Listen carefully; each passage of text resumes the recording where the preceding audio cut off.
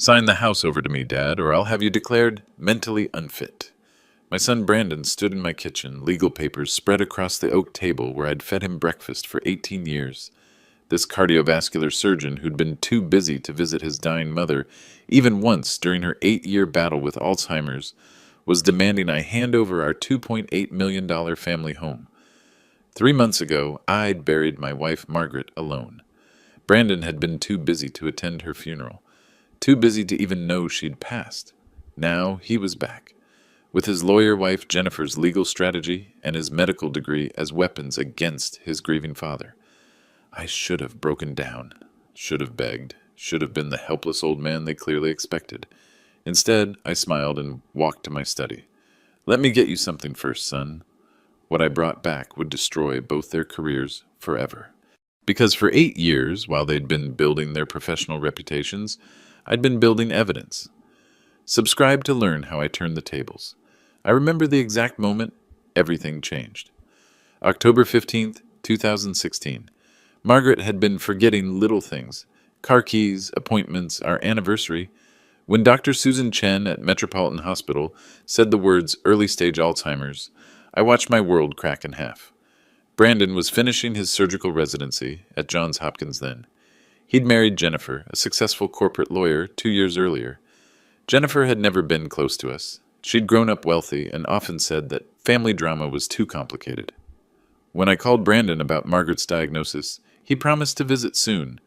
But the next day, he called back with a different message. Dad, Jennifer thinks it's better to let the professionals handle this. She's worried about exposure to the situation, and I don't want to upset her. That was the beginning of 8 years of Jennifer's influence over every family decision. The bills started immediately. $23,000 a month for Margaret's care. I'd been making $68,000 a year as a fire department training officer, working toward my captain's promotion. The math was simple. I couldn't do both. So I chose her. I submitted my resignation on November 3rd, 2016. 34 years of service, pension benefits, the respect of my crew, all of it gone. That first year, I called Brandon 127 times. I kept count. He returned maybe 20 of them, always rushed, always apologetic, but with Jennifer's voice often audible in the background. Dad, I want to help, but Jennifer thinks it's better if we maintain some boundaries. She says it'll be less confusing for Mom if we don't visit irregularly. Boundaries. That became Jennifer's favorite word. In one of the rare calls Brandon answered in 2018, I could hear tension in his voice. Dad, I'm ashamed seeing Mom like this. I remember her being so strong, and now Jennifer says I should focus on our future instead of dwelling on the past. Brandon, she's not the past. She's your mother, and she's still here. I know, Dad, but it's just hard. Thanksgiving 2017. I set 3 places at the table, hoping against hope. Margaret wore her best dress, the blue one Brandon always said made her eyes sparkle. She'd been having a good day. When is Brandon coming? She asked every 10 minutes. His text came at 4:30 p.m. Sorry, Dad, Jennifer planned something last minute. Give Mom my love. I found out later from Jennifer's Instagram pictures of them at an upscale resort in Miami. Her caption read, Escaping family drama to enjoy real life. Hashtag grateful, no stress. When I confronted Brandon about it, he was defensive. Dad, Jennifer didn't want me going back while Mom was not well. She said it would affect my career focus. By 2019, Margaret's condition had worsened significantly. In one of the few video calls Brandon attempted that year, Margaret asked about her grandchildren, children that had never existed, because Jennifer wasn't ready for kids with all this family instability. Brandon cut the call short when Margaret repeated the question. Mom, I don't want Jennifer to see you like this. She thinks it's better to keep distance to avoid heartbreak. The medical bills kept climbing, home health aides, therapy, medications. I refinanced our house twice, burning through retirement savings. When I sent Brandon copies of major medical bills, hoping he'd offer help, his responses were clinical. Dad, have you looked into state assistance programs? Jennifer researched some options online. State assistance, for his mother. The woman who'd worked 2 jobs to pay for his medical school. Christmas 2020 was devastating. Margaret had been asking for Brandon for weeks. I decorated exactly like she used to, hoping for a miracle visit. I called Brandon on Christmas Eve. Son, your mother's having a really hard time. She keeps asking for you. Could you drive up for just one day? Dad, Jennifer booked us a ski trip to Aspen. She says I need to stop enabling your emotional dependency and focus on our marriage. Jennifer's Instagram that night showed them toasting champagne in a luxury ski lodge. Her caption, finally learned to put our relationship first. Number sign boundaries, number sign self-care. The recording started in 2021. I documented everything now. The missed calls, excuses, Margaret's tears when Brandon didn't come. In one particularly painful call from 2022, Brandon's guilt finally showed through. Dad, I know I should visit more. But every time I think about coming, Jennifer reminds me how toxic the situation is. She says watching Mom deteriorate isn't good for my mental health. What about your mother's mental health, Brandon? I know, Dad. But Jennifer says professionals can handle it better than family. May 2022, Brandon missed Margaret's 65th birthday for a couples retreat Jennifer had planned. January 2023, when Margaret fell and broke her hip, I spent 3 nights in the hospital with her. Brandon sent flowers with a card signed by both him and Jennifer. Thinking of you both. Dash Brandon and Jen. Jennifer had never met Margaret in 8 years of marriage. By Margaret's final year, she'd stopped eating regularly. In her lucid moments, she'd look toward the door with heartbreaking hope. Where's my boy? I want to see my boy. The last voicemail I left was February 10th, 2024. Brandon, your mother is dying. The doctors say maybe days left. She's been asking for you constantly. Please, son, please come home. He called back 3 days later. Dad, I'm so sorry I missed your call. Jennifer and I were at a medical conference in Orlando. How's Mom doing? She died yesterday, Brandon. Your mother died yesterday. The silence stretched forever. Oh, God. Dad, Jennifer said it wasn't that serious yet. Why didn't you make it clearer? 563 missed calls said otherwise. He couldn't make the funeral either. Jennifer thinks it would be too traumatic for me, given my guilt over not visiting more. I buried my wife of 42 years alone, surrounded by neighbors who'd watched me fight this battle without my own son's support. That's when I knew exactly what I had to do. 3 weeks after Margaret's funeral, Brandon called. Not to check on me, not to share memories of his mother, but to discuss what Jennifer called my property management crisis. I was sitting in Margaret's chair, the burgundy recliner where she'd spent her final months. Her reading glasses were still on the side table, her crossword puzzle book half finished.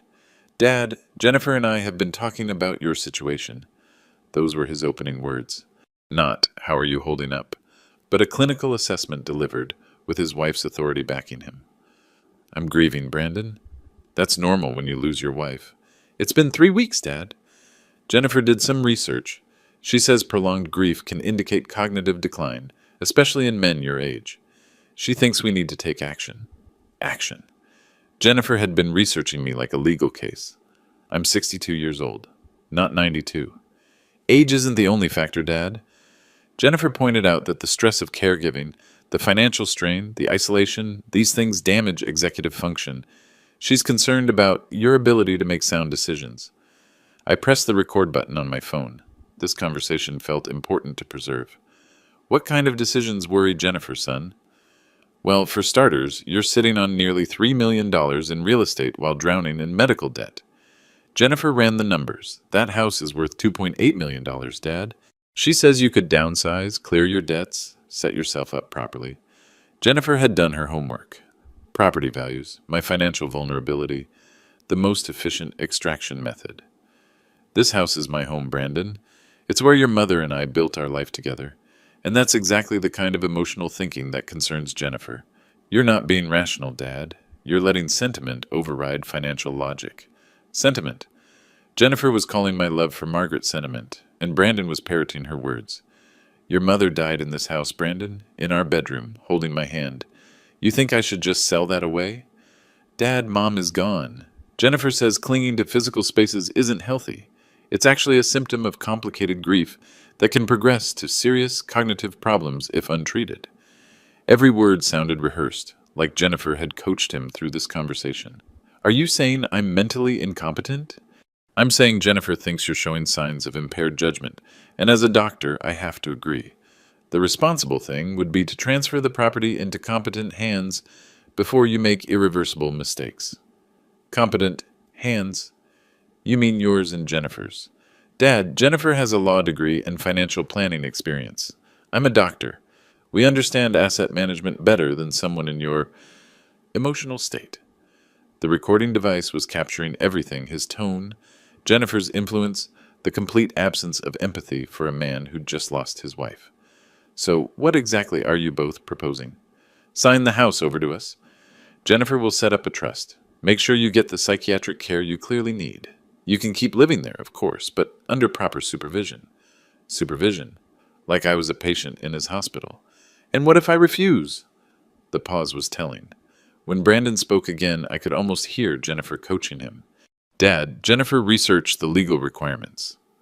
As a medical professional, I'd be obligated to report cognitive decline in an elderly patient, especially one who's demonstrated poor judgment about finances and self-care. You're saying you'd have me declared mentally incompetent?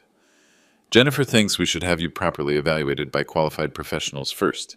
If they determine you can't manage your affairs safely, then yes, guardianship proceedings might be necessary. Guardianship. Jennifer's legal background was showing through Brandon's medical threats. Brandon, I took care of your mother for 8 years while you were building your career with Jennifer. I managed everything. And now you think I'm incompetent? That's exactly Jennifer's point, Dad. She says the stress of caregiving has clearly affected your cognitive function. You're not the same person you were 8 years ago, and we can't ignore that. He was right about one thing. I wasn't the same person. But not in the way Jennifer thought. I need time to think about this. Of course, but Dad, Jennifer says not to take too long. She's concerned that every day you delay getting help, your condition could deteriorate further. My condition. Jennifer had diagnosed me through Brandon, found me guilty of grief, and prescribed signing away my home as treatment. I'll call you soon, Brandon. Good.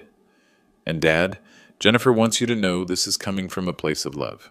We're trying to protect you from making mistakes you'll regret. Love. After 8 years of Jennifer keeping Brandon away from his dying mother, she was calling attempted theft love. I hung up and stopped the recording, 24 minutes and 12 seconds of my son systematically dismantling my competence under his wife's direction. But what struck me most wasn't Brandon's cruelty, it was his complete surrender to Jennifer's agenda. Every argument was hers. Every justification came from her research. Even his medical authority was being wielded at her instruction. The man who'd been too ashamed to visit his dying mother was now ashamed enough to steal from his grieving father, all because his wife demanded it.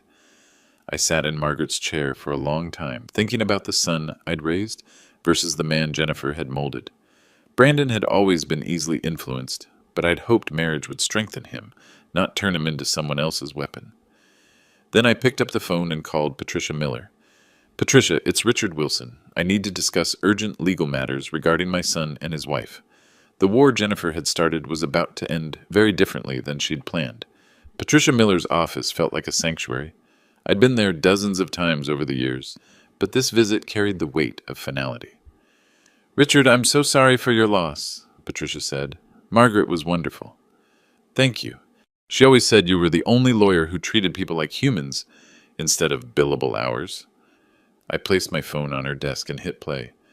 24 minutes of Brandon and Jennifer's coordinated assault on my mental competence. Patricia's expression darkened with each passing minute. Jesus, Richard, this isn't just elder abuse. It's a calculated legal and medical conspiracy. Your daughter-in-law has clearly researched guardianship law, while your son provides the medical justification. Can they actually succeed? They can try. But it would require multiple independent medical evaluations, court hearings, substantial evidence of cognitive impairment. Jennifer's law background gives her dangerous knowledge, but from what I've observed in our meetings, their case would be difficult to prove. Some tension left my shoulders. What are my options? Patricia opened her legal pad. We could wait and defend, but given their coordination, I'd recommend offense. Document everything. Build a comprehensive record of their behavior, and consider protecting your assets before they can challenge your competence. I thought about 8 years of evidence sitting in my filing cabinet, missed calls, broken promises, documented abandonment, while Jennifer actively encouraged Brandon's absence. Patricia, what if I told you I had 8 years of evidence showing Brandon abandoned his dying mother at his wife's direction? Phone records, recordings, financial documents proving I handled everything alone while Jennifer kept him away? Her pen stopped moving. That would be devastating to their credibility. Elder abandonment orchestrated by a lawyer spouse using a doctor husband as the instrument? That's career-ending territory. And what if I wanted to sell the house? Completely, you're right. Though if you're considering what I think you're considering, I'd been mulling this since Margaret's funeral. Our empty house felt like a mausoleum, but more importantly, I'd realized something. Brandon was right about one thing. I wasn't the same person I'd been 8 years ago. I was stronger, and I was done being manipulated. I want to sell the house, Patricia. To the Alzheimer's Research Foundation. Margaret always said if her suffering could help other families, it would give her illness meaning. Patricia's eyes widened. Richard, that's a $2.8 million donation. Are you certain? I've never been more certain of anything. And Brandon and Jennifer? I smiled grimly. They can find out with everyone else. We spent 2 hours working through details. The house would transfer to the Alzheimer's Research Foundation at fair market value, funding a new research wing in Margaret's name. I'd retain residence rights for 1 year while determining next steps. There's one more thing, I said as we finished paperwork. I want Brandon and Jennifer to learn about this sale in a very specific way. And I explained my plan. Patricia listened with growing amazement. Richard, it's certainly poetic justice. But are you prepared for the public nature of this confrontation? Patricia, Jennifer researched how to steal my house using Brandon's medical degree as leverage. Brandon threatened to have me declared incompetent so they could inherit property I was supposedly too mentally ill to manage. I think some public accountability is exactly what they both deserve. She nodded slowly. Jennifer's legal career could be seriously damaged by this exposure. Good. She spent 8 years keeping Brandon away from his dying mother, then tried to steal from his grieving father. Her career deserves to be damaged. I signed papers transferring ownership to the foundation effective in 30 days. The announcement would be made at the hospital's annual fundraising gala, an event Brandon never missed, always networking for private practice clients, while Jennifer worked the room for potential legal contacts. One question, Richard. Are you prepared for the possibility that this destroys your relationship with Brandon permanently? I considered that. Patricia, my relationship with Brandon was destroyed 8 years ago when he chose Jennifer's comfort over his mother's love. I'm just making that destruction official. Driving home, I felt something I hadn't experienced in months. Clarity. Margaret would have supported this decision completely. She'd always believed in fighting for what was right, especially when it was difficult. That evening, I began organizing 8 years of evidence phone records, medical bills, recordings of Brandon's excuses and Jennifer's influence. Every missed call, every broken promise, every Instagram post showing their luxury lifestyle while Margaret suffered. The hunter was about to become the hunted, and Jennifer's legal expertise was about to work against her in ways she'd never anticipated. The evidence room, Margaret's old sewing room, became my war room. 8 years of documentation covered every surface, but now I was organizing it differently. Not just Brandon's abandonment, but Jennifer's orchestration of it. The smoking gun was my old phone's voicemail archive. I'd kept every message, thinking someday I'd delete them for storage space. Now I understood why I'd never been able to press delete. The earliest recording was from November 2016, a month after Margaret's diagnosis. Hey Dad, Brandon here. Jennifer and I talked, and she thinks it's better if we don't visit regularly. She says inconsistent contact might confuse Mom more. We'll check in by phone instead. Even then it was Jennifer thinks, and Jennifer says. By 2018, the pattern was clear. Every excuse came filtered through Jennifer's research or concerns. I spent 3 days creating a timeline, Brandon's words on one side, Jennifer's Instagram posts on the other. Christmas 2019.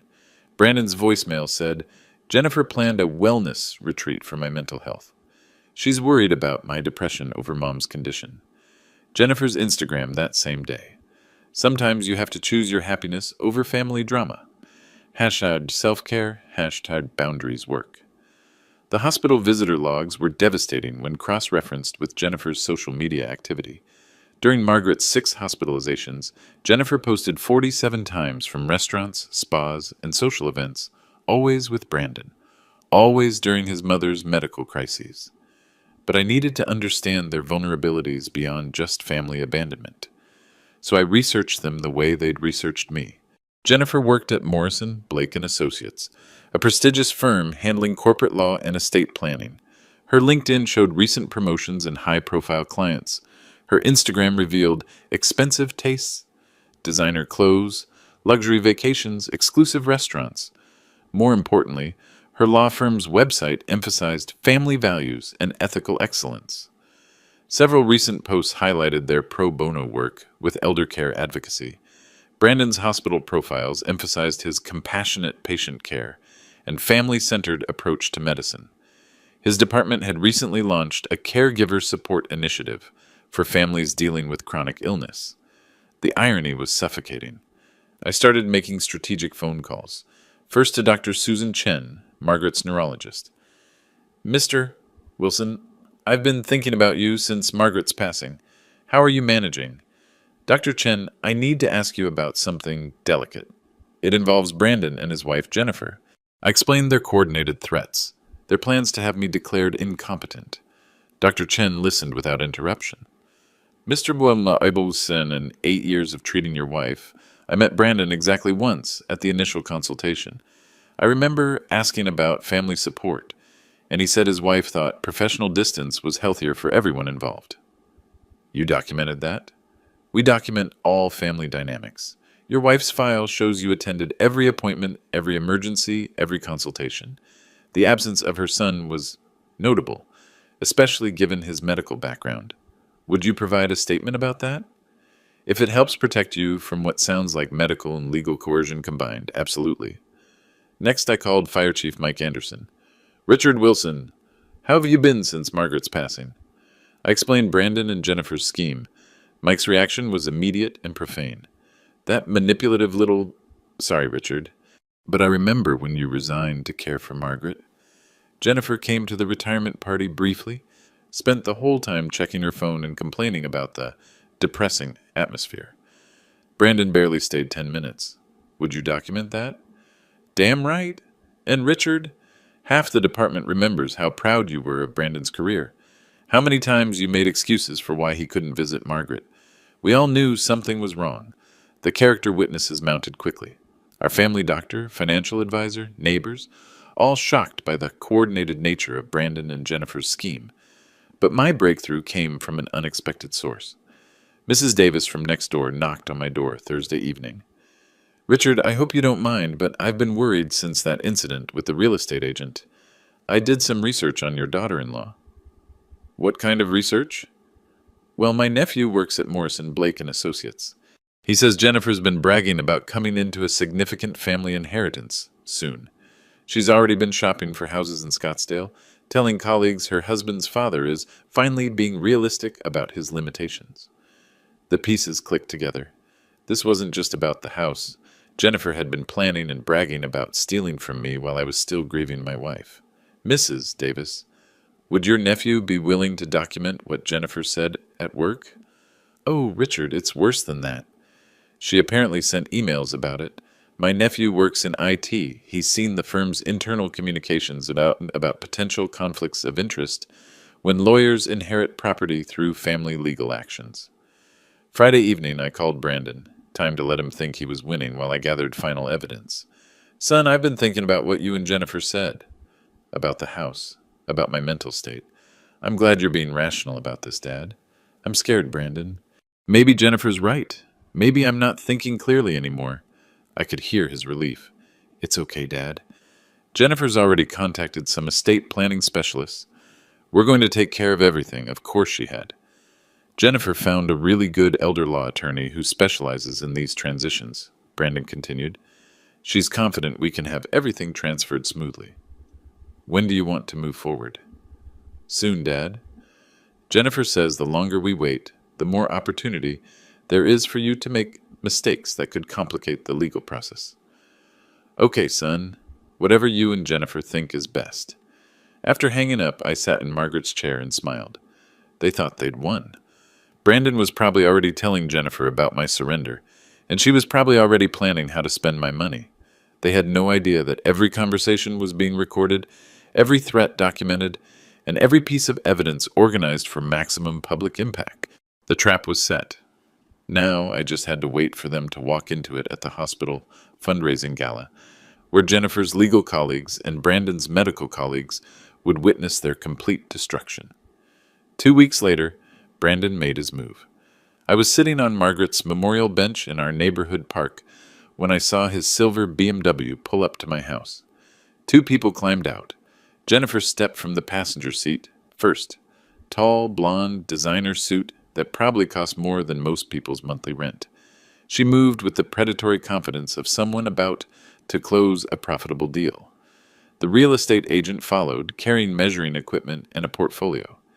Even from 2 blocks away, I could see Jennifer directing the operation like a general commanding troops. I stayed on the bench, watching through oak trees as they walked around my property.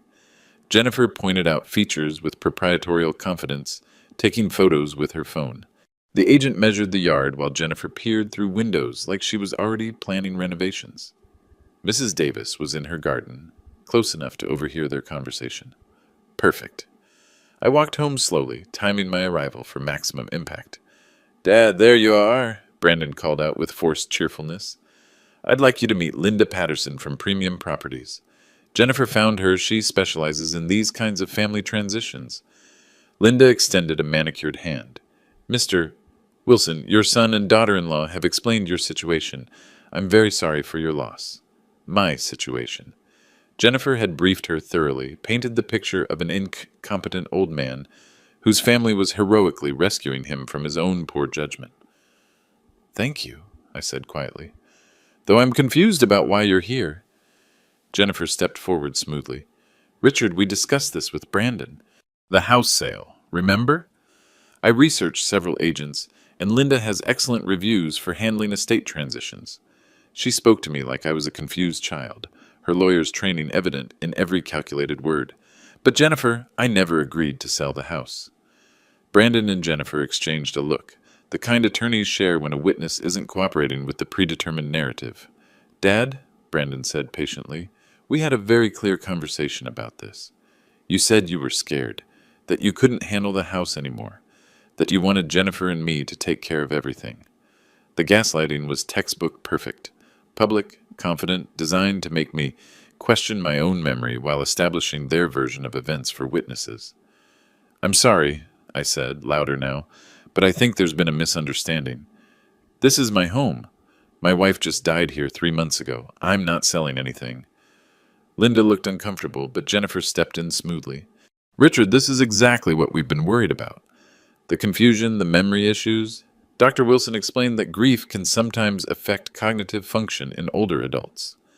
Jennifer's legal training was showing she was building a public record of my alleged incompetence, while positioning herself as the concerned family member. Mrs. Davis had stopped pretending to garden. She was listening intently, her face growing more concerned by the minute. "I'm not confused," I said clearly. "I never agreed to any sale." "Dad, please," Brandon interrupted, embarrassment creeping into his voice. "You're making this harder than it needs to be." "Making what harder?" Mrs. Davis called out, stepping closer to the property line. Jennifer turned on her professional charm. "Just some family financial planning, Mrs. Davis. And I've lived next to Richard and Margaret for 20 years. Richard's one of the sharpest men I know." Jennifer's smile tightened. "I'm sure he was, Mrs. Davis, but grief can change people significantly. Richard," Mrs. Davis said firmly, "do you want to sell your house?" "No," I said clearly, loudly enough for everyone to hear. "I absolutely do not." Brandon's face flushed red. "Dad, you're not thinking rationally." "I think we should reschedule," Linda interrupted, backing toward her car. As Linda drove away, Jennifer's composure finally cracked slightly. "This isn't over, Richard. Brandon's medical assessment stands, and I've already researched the legal options available to us." Mrs. Davis was still watching, and I knew she'd remember every word of Jennifer's legal threat. "We'll see about that," I said calmly.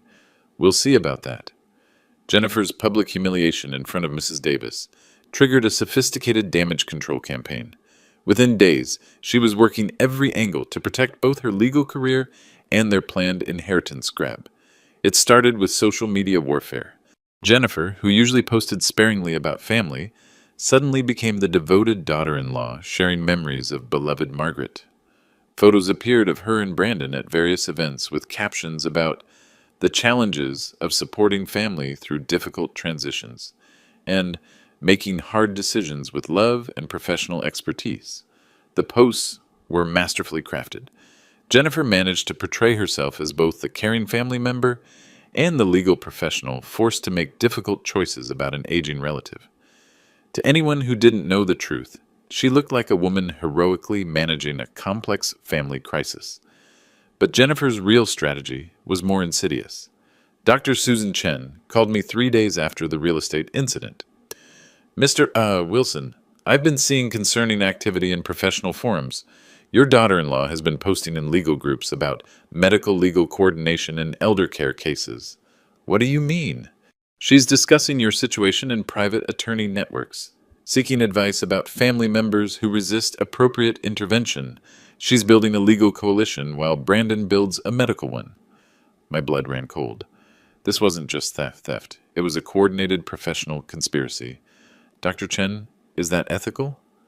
For Jennifer, it's legally questionable. For Brandon, it crosses multiple medical ethics boundaries. He's discussing a family member's mental health in professional forums without consent. That evening, Mrs. Davis knocked on my door with disturbing news. Richard, my nephew at Morrison, Blake and Associates, says Jennifer's been quite busy. She's apparently consulted with 3 different elder law specialists and has been telling colleagues that her father-in-law's competency case will be an interesting learning experience. Learning experience? She's treating your situation like a case study, Richard. My nephew says she's been researching guardianship law extensively and has already identified 2 physicians willing to evaluate you for cognitive decline. The trap was closing faster than I'd anticipated.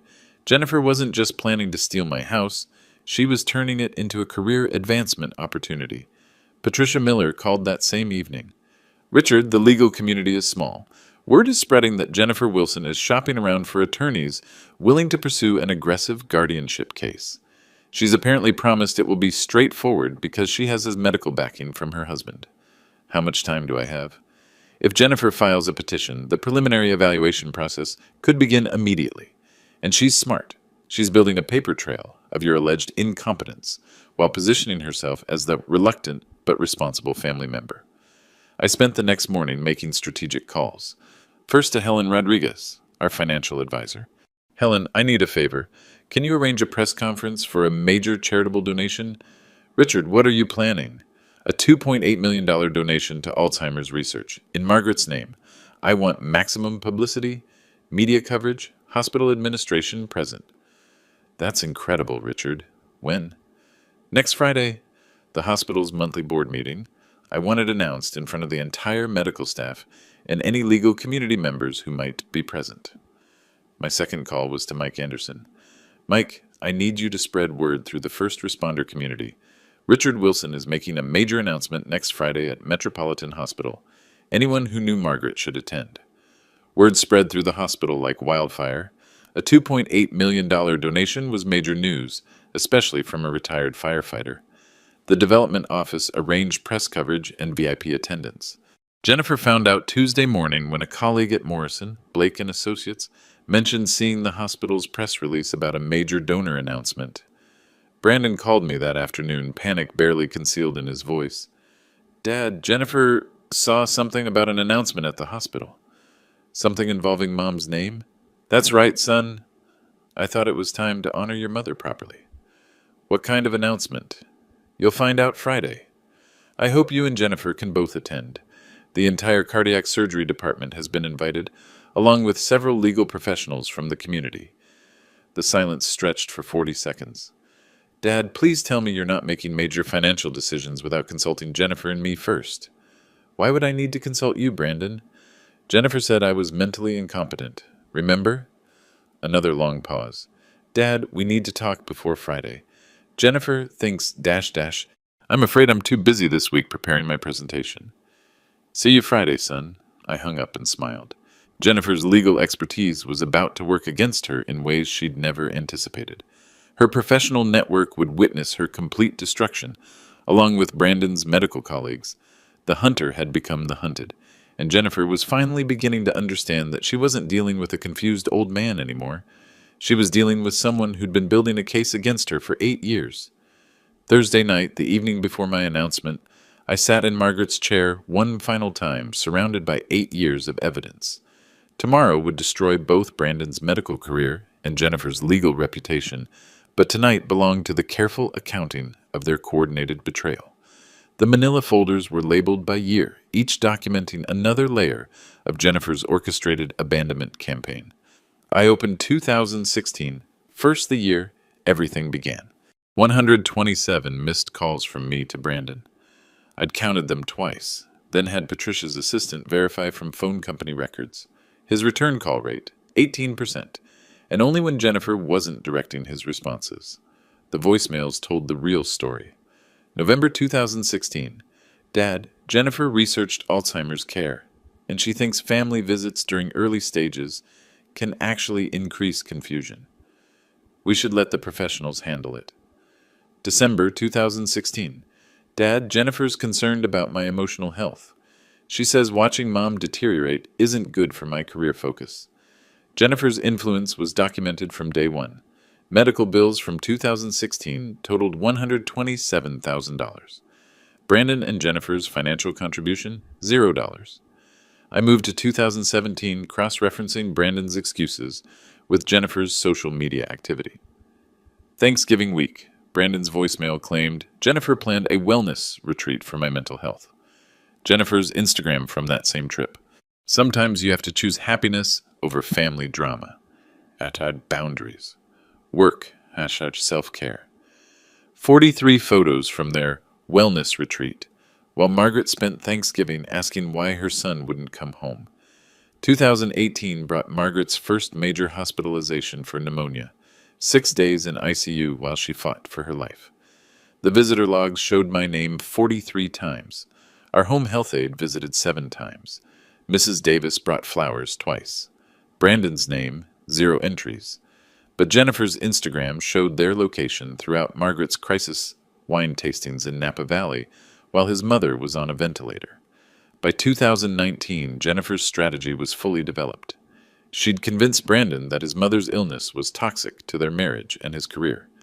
The evidence was in their own messages. A saved text from Jennifer to Brandon, screenshot from his phone. Your dad is manipulating you with guilt.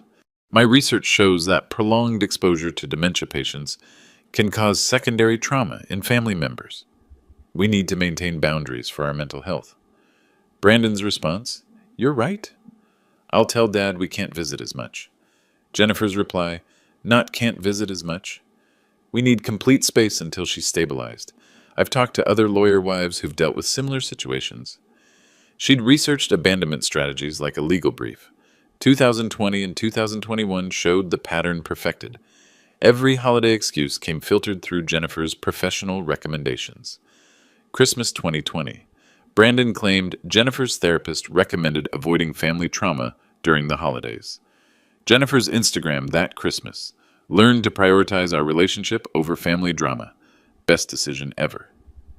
Couples goals, #boundaries save marriages. The financial devastation was staggering. $563,000 in total medical expenses over those years, all while Jennifer posted about designer purchases and luxury vacations funded by Brandon's surgical income. But the cruelest evidence was Jennifer's manipulation of Brandon's guilt. In a recorded phone call from 2022, Brandon finally admitted the truth. Dad, I want to visit Mom, but Jennifer says it's not healthy for me. She researched caregiver burnout and thinks I'm showing symptoms just from the phone calls. She made me promise to prioritize our marriage. Brandon, you haven't visited your mother in 6 years. I know, Dad, but Jennifer says that proves I'm making the right choice for my mental health. Jennifer had convinced Brandon that abandoning his dying mother was actually therapeutic. The final folder contained the smoking gun, Jennifer's own words captured during a speakerphone conversation in 2023. Brandon had called about Margaret's fall, and I'd heard Jennifer coaching him in the background. Tell him we can't afford to get emotionally involved. Remind him that as a doctor, you need to maintain professional distance even with family. When Brandon hesitated, Jennifer's voice came clearly through the phone. Brandon, we've discussed this. Your mother's condition is deteriorating anyway. Getting attached now will just make it harder when she dies. Think about our future. Our future. While Margaret was broken and scared in a hospital bed, Jennifer was calculating inheritance timelines. I'd compiled 17 character witness statements, documenting my mental competence and Brandon's absence. Dr. Susan Chen's medical notes showed Margaret asking for Brandon during every appointment in her final year. Fire Chief Anderson's statement detailed my 34 years of exemplary service and sound judgment. But the most damning evidence was the recorded threats. 24 minutes of Brandon and Jennifer's coordinated plan to have me declared incompetent so they could steal my house. The moral accounting was complete. 8 years of Jennifer's orchestrated abandonment, documented with legal precision. Tomorrow, her professional colleagues would hear exactly how she'd used her legal knowledge to manipulate her husband into abandoning his dying mother, then tried to steal from his grieving father. Margaret deserved justice. Tomorrow, she would finally get it. Friday morning arrived crisp and clear. I dressed carefully, my best navy suit, the one Margaret had bought me for our 40th anniversary. The irony wasn't lost on me that I was wearing it to defend her memory against our own son and his wife. Metropolitan Hospital's conference room was larger than expected. Helen Rodriguez had outdone herself. Local news cameras lined the back wall. The hospital's entire board sat in front rows, along with department heads and senior medical staff. I spotted Brandon and Jennifer immediately. They sat with the cardiac surgery team, Jennifer's designer suit and confident posture suggesting she expected a routine family donation ceremony. Brandon looked nervous, but Jennifer appeared completely composed, probably viewing this as another networking opportunity. Dr. Michael Thompson, Brandon's department head, sat nearby. Dr. Sarah Chen, the chief of staff, was taking notes. Several attorneys from Morrison, Blake, and Associates had attended, likely Jennifer's colleagues, curious about the family inheritance case she'd been discussing. Helen introduced me warmly, emphasizing my fire department service and extraordinary dedication as a caregiver during his wife's 8-year battle with Alzheimer's. I stepped to the podium and looked out at 43 people, mostly medical and legal professionals who understood both the cost of Alzheimer's and the importance of family support. Thank you all for coming. My name is Richard Wilson. 3 months ago, I lost my wife Margaret to Alzheimer's disease after an 8-year battle. Today, I'm announcing a $2.8 million donation to establish the Margaret Wilson Memorial Research Wing. Applause filled the room. I saw Brandon's face register shock, then confusion. Jennifer's expression remained controlled, but her eyes had sharpened with calculation. She was probably wondering how this affected their inheritance plans. This donation represents the sale of our family home, the house where Margaret and I built our life together, where we raised our son Brandon, and where she passed away peacefully in my arms. I gestured toward Brandon. Several colleagues smiled warmly at him, assuming this was a proud family moment. But this donation's about more than research funding. It's about honoring true caregivers, the family members who sacrifice everything for their loved ones, often without recognition or support. Dr. Thompson nodded approvingly. This was exactly the message the medical community embraced. Over 8 years, I learned that caregiving isn't about professional credentials or medical knowledge. It's about showing up, day after day, year after year, even when it's difficult, even when it costs everything. The room grew quiet, sensing a shift in tone. Unfortunately, not everyone understands this responsibility. Some people believe professional credentials can substitute for personal commitment. Others use their legal expertise to justify abandonment. Jennifer's composure cracked slightly. She was beginning to understand this wasn't the ceremony she'd expected. 3 weeks ago, my son Brandon and his wife Jennifer called to discuss my mental competence. They suggested my grief indicated cognitive impairment. They recommended I sign over my house to them for my own protection. Murmurs rippled through the audience.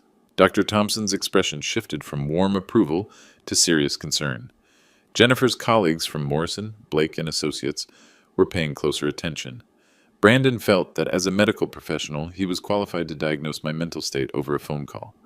Jennifer, as a practicing attorney, researched the legal requirements for having me declared mentally incompetent. I reached into my jacket and pulled out my phone. "I'd like to share part of their coordinated plan with you." Brandon started to rise. "Dad, this isn't appropriate. Please, doctor." "Wilson," Dr. Chen interrupted firmly, "let your father finish." I pressed play. Brandon's voice filled the conference room, clinical and cold, with Jennifer's influence evident in every calculated phrase. "Dad, Jennifer thinks you're showing signs of impaired judgment. The responsible thing would be to transfer the property into competent hands before you make irreversible mistakes." "Competent hands? You mean yours and Jennifer's?" "Dad, Jennifer has a law degree and financial planning experience. I'm a doctor. We understand asset management better than someone in your emotional state." Jennifer's voice could be heard coaching in the background. "Tell him about the legal options, Brandon. Remind him about guardianship proceedings." The recording continued for 3 excruciating minutes. Brandon's medical threats, Jennifer's legal strategy, their coordinated plan to steal my house while I grieved my wife. When it ended, the silence was deafening. Jennifer's colleagues were staring at her with undisguised shock. "Now," I continued, "I'd like to provide context for their professional assessment of my competence." I opened my presentation folder. During Margaret's 8-year illness, Brandon called me 563 times. He returned 97 of my calls, a response rate of 17%. However, the real story is in the voicemails he left. I pressed play again. Brandon's voice from 2017. "Dad, Jennifer researched Alzheimer's care. She thinks family visits during early stages actually increase confusion." Then Jennifer's Instagram post from that same week, displayed on the conference room screen. "Sometimes you have to choose happiness over family drama. Number sign boundaries work." Gasps echoed through the room. Dr. Thompson was writing furiously. "Over 8 years, Margaret was hospitalized 6 times. These hospital visitor logs show I was present for every admission, every procedure, every consultation. They also show that Dr. Wilson visited his dying mother exactly 0 times." Several people turned to stare at Brandon. His face was flushed red, but Jennifer remained defiant, her lawyer training keeping her composed under fire. The financial cost of Margaret's care totaled $563,000. I paid every penny while Dr. Wilson and his wife posted about luxury vacations and designer purchases funded by his surgical income. I pulled out Jennifer's social media screenshots. These posts from Mrs. Wilson's Instagram were made during Margaret's most critical episodes. This wine tasting in Napa was posted while Margaret was in ICU with pneumonia. This designer shopping spree was during the weekend she broke her hip. Jennifer's colleagues were now openly staring at her. One was taking notes, probably considering the ethical implications for their firm. But perhaps most telling is how Mrs. Wilson orchestrated this abandonment using her legal expertise. I played another recording, Jennifer's voice coaching Brandon. "Your dad is manipulating you with guilt. My research shows prolonged exposure to dementia. Patients causes secondary trauma. We need complete space until she's stabilized." The room erupted in shocked murmurs. Jennifer shot to her feet. "This is a violation of privacy. Those recordings were made without consent." "Actually, Mrs. Wilson," Patricia Miller's voice came from the back of the room, "in Arizona, single-party consent applies to recording conversations. Your husband consented by participating in the calls." Patricia had arrived as my backup, and Jennifer's face went pale as she recognized the legal trap she'd walked into. "Furthermore," I continued, "Mrs. Wilson spent 8 years convincing my son that abandoning his dying mother was therapeutic, while she researched how to steal from his grieving father." I turned to look directly at both of them. "When Margaret was dying, I left Brandon a voicemail explaining she had days to live. He called back 3 days later to learn she'd already passed. His excuse? Jennifer had convinced him that his mother's death wasn't imminent enough to interrupt their vacation plans." Dr. Chen was staring at Brandon with disgust. "Dr. Wilson, is this accurate?" Brandon's voice was barely a whisper. "Dad, Jennifer thought—" "Dr. Wilson, Dr. Thompson interrupted, standing up. "I think we need to discuss your employment status. My office? Now." Jennifer finally lost her composure completely. "This is character assassination. Richard is clearly having a mental breakdown and making up stories." "Mrs. Wilson," one of her colleagues called out, "perhaps you should stop talking. You're making this worse." The attorney from Morrison, Blake and Associates was already on his phone, probably calling their ethics board. "I'm finishing now," I said calmly. "The Margaret Wilson Memorial Research Wing will open next year, funded by the home where she spent her final years surrounded by people who actually cared about her." "Thank you." The applause was scattered and uncertain, but several people approached me afterward with support and condolences. As I headed for the exit, Jennifer cornered me in the hallway, her professional mask finally gone. "You've destroyed us both, Richard. Brandon's career, my practice." "No, Jennifer. You destroyed yourselves. I just documented it." Brandon appeared beside her, tears in his eyes for the first time in 8 years. "Dad, I'm sorry." Jennifer convinced me that staying away was better for everyone, and I was too ashamed to see Mom deteriorating. "It's too late for apologies, Brandon." Mrs. Davis was waiting for me in the parking lot, tears streaming down her face. "Richard, Margaret would be so proud. You honored her memory and stood up for yourself. For the first time in months, I felt truly at peace." 6 months later, I stood in the Margaret Wilson Memorial Research Wing, watching technicians install the final piece of equipment. The gleaming laboratory stretched across 3,000 square feet, funded entirely by the sale of our family home. Dr. Susan Chen had been appointed director. She found me there that morning, reviewing the dedication plaque. "Richard, this is remarkable. Margaret would be overwhelmed by what you've accomplished. She always said if her suffering could help other families, it would give her illness meaning." The aftermath had been swift and comprehensive. Dr. Michael Thompson suspended Brandon pending a medical board review. The hospital's ethics committee launched a formal investigation into his abandonment of family responsibilities while using medical authority for personal gain. Jennifer's legal career imploded even faster. Morrison, Blake and Associates terminated her partnership after the ethics board opened their investigation. Her professional reputation was destroyed overnight. No law firm wanted an attorney who'd orchestrated elder abandonment and attempted financial elder abuse. But the most unexpected consequence came 2 months after the announcement. Brandon called on a Tuesday evening, his voice broken. "Dad, Jennifer left me.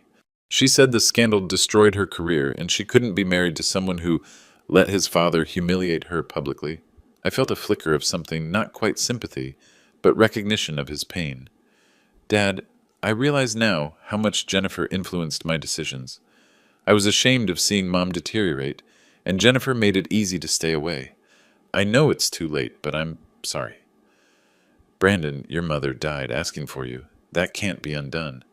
"I know, but Dad, could we maybe try to rebuild something?